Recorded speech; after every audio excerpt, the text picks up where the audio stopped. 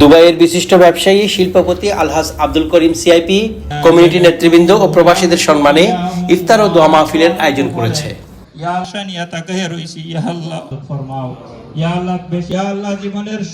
গত রবিবার আলহাজ আব্দুল করিম সিআইপি দুবাইস্থ বাসভবনে এই আয়োজন করা হয়।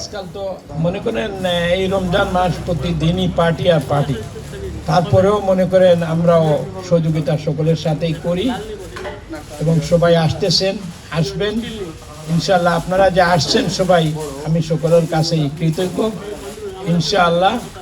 আর মনে করেন আজ থেকে যদি রমজান পুরো হয় তো 2 দিন পরে 3 দিনের দিন ঈদ হবে ইনশাআল্লাহ। আমি আগাম সকলের কাছেই ঈদের শুভেচ্ছা জানাচ্ছি।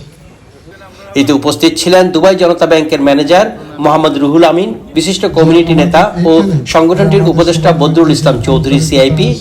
ভালোবাসা আছে, আমি আল্লাহর কাছে দোয়া করি যে এই আন্তরিকতা, ভালোবাসা এবং এই দেশের জন্য দোয়া করি। এই দেশ আমাদেরকে অনেক কিছু দিয়েছে। আমি ধন্যবাদ জানাই হাজি আব্দুল করিম সাহেবকে।